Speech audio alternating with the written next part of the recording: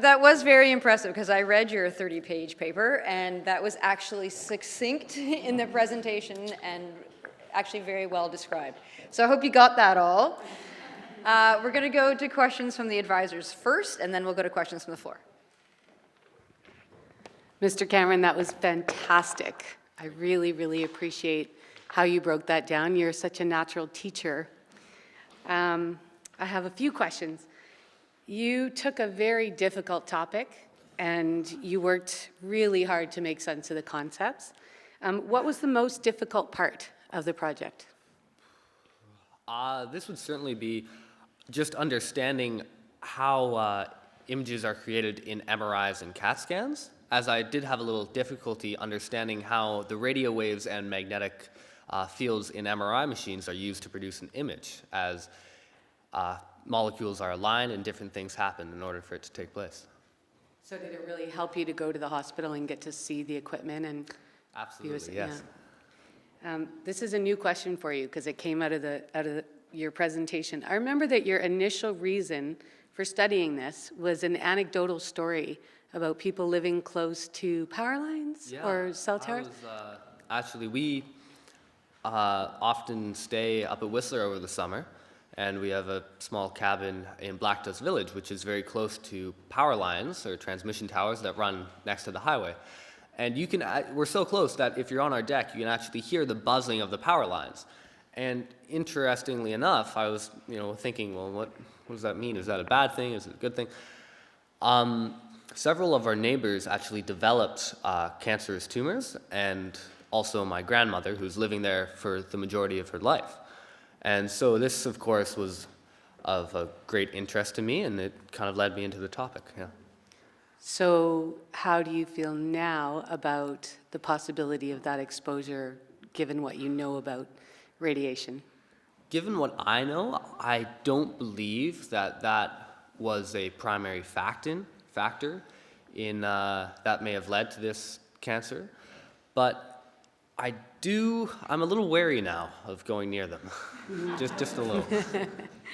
That's great. One last thing. You mentioned MRI, which is a non-ionizing radiation, having so many advantages. And what I understand from your presentation is that non-ionizing radiation is safer and can afford greater exposure. Why do you think it's not used as much as the ionizing radiation like CAT scans? Mm-hmm. On my second visit to the hospital, I actually thought of the same question and posed it to Simon. And he then posed it on some other doctor that was a little surprised. Not because he didn't know the answer, I'm sure. He was testing the other doctor, which I thought might have been a little unfair to her. And well, it turns out, MRIs, they cost a lot of money to operate, and it's a lot easier to simply take an x-ray of a broken bone than it is to wait 15 minutes or 20 minutes in a machine to get the same image. And of course, that other factor would be time, as if everyone came in with a broken ankle and they had to sit in the machine for 20 minutes, it would certainly slow things down.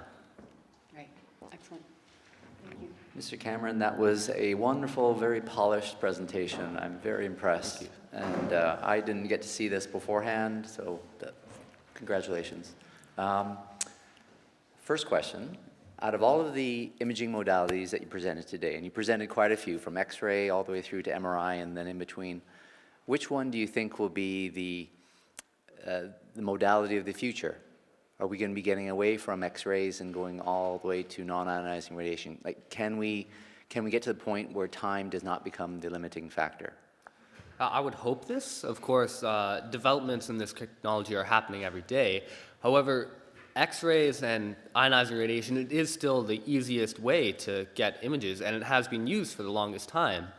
And so I was thinking of talking about this, but MRIs and non-ionizing radiation such as ultrasound, non-electromagnetic radiation such as ultrasound and other non-ionizing radiations are actually the fastest developing technology in medical imaging. And so my hope is that maybe 30 to 50 years from now, we might be able to just completely step away from the use of ionizing radiation in medicine. Yeah. I agree, and that'll be an exciting day. I'd also like to congratulate the technical staff because that was the fastest IT rescue to a talk I've ever seen. Most of the time, the speaker is paralyzed for 5 minutes while everyone's saying, "Where is the IT person?" Yeah. Second question is, and this kind of relates to what Pam was asking earlier, but do you think any of us have to worry about carrying our cell phones in our pockets anymore? As long as you don't strap it to your head. I assume and I hope that there is no issue with carrying cell phones all the time. Of course, it may not be the best idea to sleep right next to it and overexpose yourself to it, but all in all, I don't believe that there is a concrete link between cell phones, the radio waves they produce, and any kind of medical illness or disease. Thank you, Mr. Cameron. Okay, I have a question for you. You spoke about ALARA, the lowest amount of radiation allowed. Yes. Is that what it stands for? How is that policed within a hospital set, or within any setting where they're doing x-rays? Like, is it set out what is the least amount, or this I might? believe that this is the case for most x-rays, that is set out. For example, you wouldn't really need to adjust the frequency that much if you're just taking a picture of a broken bone. Mm-hmm. However, with CAT scans, the frequency can be altered, and there are set frequencies of x-rays that are for different parts of the body. For example, the head cannot receive as much radiation as, say, one of your legs. So, yeah. So there's guidelines set out about Yes. how much is, okay, cool. All right, over to the floor, make Pam proud. You guys get introduced to this in grade 7, electromagnetic radiation, so good questions coming. Grade 8, Kieran, are you ready? Stand up. Congratulations, Mr. Cameron. Have you heard of any future technology that they're developing now for, say, example, X-rays? Future technology. The technology for X-rays has been around for the past 100 years or so, and I have not heard of any new developing technologies or ways to create an X-ray image, no. Oh, and Pam, do we need to know this? On the next exam.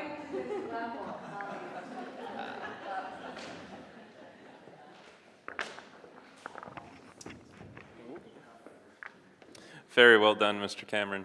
I noticed on one of your slides you had the electromagnetic spectrum, you had radio waves, then you had humans, then you had butterflies. What's going on? That is just merely a visual representation of how large the wavelengths are. You may have noticed that for radio waves, they showed buildings, and then at the end they showed atoms. And I talked about how this is sort of just relative to how large radio waves are. So that was the size of the wave comparable. I was confused it wasn't by that at first as well. I make electromagnetic radiation that's less than a butterfly. Okay, thank you. The other thing, do you think that there's any chance that any science against that cell phones could be problematic might not be researched because of the potential outcry? That I saw some heads shaking vigorously as you said, maybe 16-year-olds shouldn't have cell phones. I don't think this is one of the limiting factors, as I'm sure many of the audience on this half of the room would love to see these studies. But another limiting factor can be one, ethical, like can you just simply put people in a controlled environment, and I mean under the most control possible, and subject them to this radiation. That's mostly why these studies haven't taken place even with ionizing radiation, because it is so unethical to push what we can withstand. All right, thank you.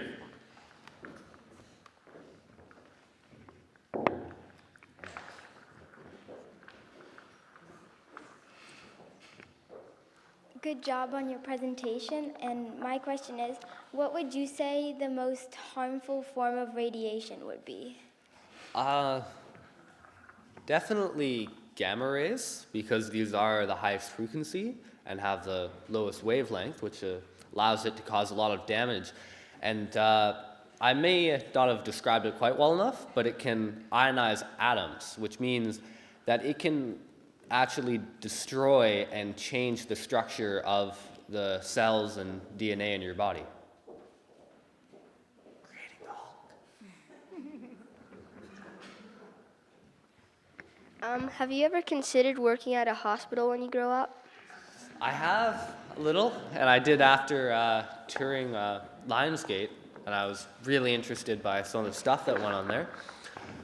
I'm not sure if I will, but it's definitely an open door. Congratulations, Mr. Cameron. That was eloquent. I'm trying to wrap my head around this. So ionization, loss of an electron resulting in a positive or negative charge, correct? I'm just wondering what this looks like in a cell that's being damaged. Well, obviously, it's very difficult to see these cells, but what would happen is the cell would actually change its structure so this is why they can mutate into cancerous cells, because as you know, like cancer cells, they take up space, they kill other cells, and so the genes and the coding of that cell, after losing these electrons and becoming ionized, can be changed, like it changes and then starts to either, well, die or just not do its job properly or create other problems. Well spoken. My second question is, does this Masterworks project give any sort of allusion to future career prospects for you? Maybe?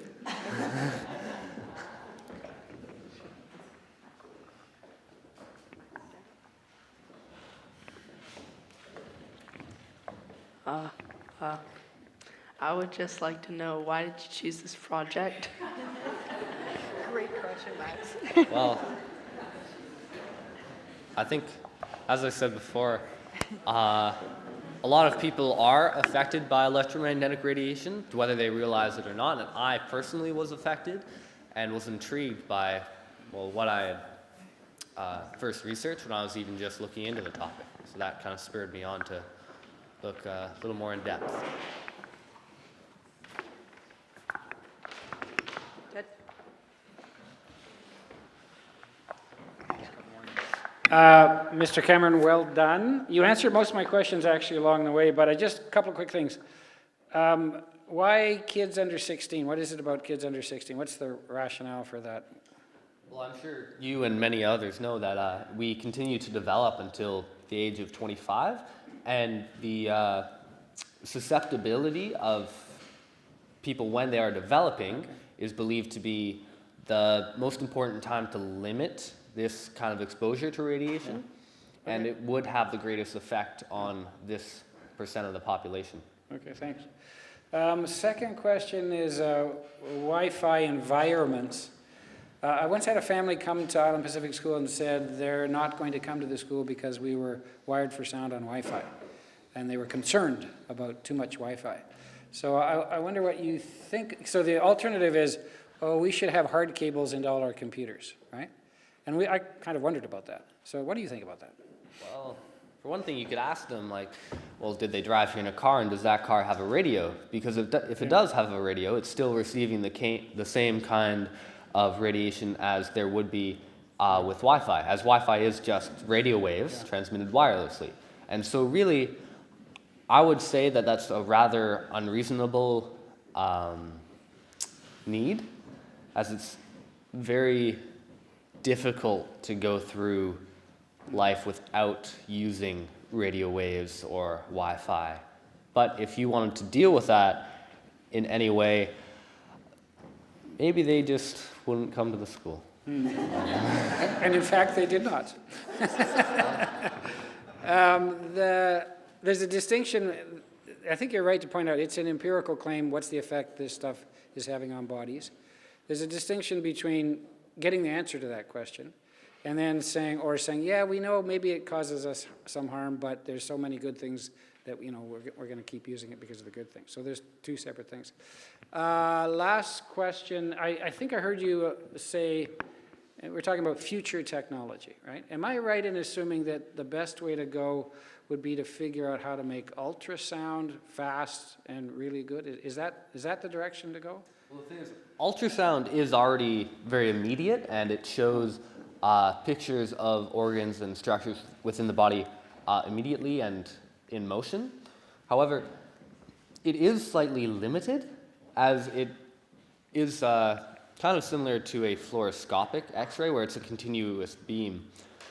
Though the uses, for example, would be difficult to simply just take a picture of an ultrasound, and it may not display everything you'd want it to. So if you just wanted to look at bones, an ultrasound would not provide a lot of detail for bone structure.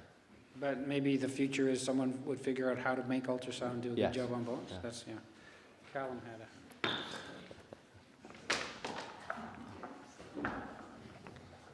Well done, Mr. Cameron. I'm slightly confused, but that's fine.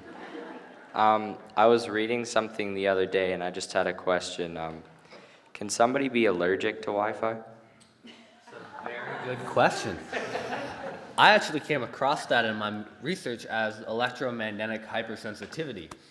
And I mean, you could move to Amish country if you feel that way, but I wouldn't have said it was so much a physical allergy as it was perhaps a psychological worry. For example, if a smart meter is installed in your home and you start thinking like, oh, that might make me sick, and you worry this a lot, it may lead to you actually developing like headaches and all this stuff, but it wouldn't be because of the Wi-Fi or radiation. It would be because it would be a bit of a placebo effect. And so that's what I believe this is.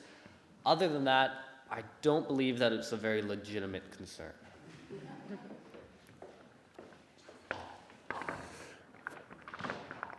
Excellent presentation, Mr. Cameron. Thank you, Mr. Cameron. You've obviously gained an incredible knowledge of electromagnetic radiation, and there seems to be particular interest in the cell phone radiation, and also the dangers for kids under 16. Now, Mr. Cameron, how old are you? 14. And do you carry a cell phone? Not right now. Thank you.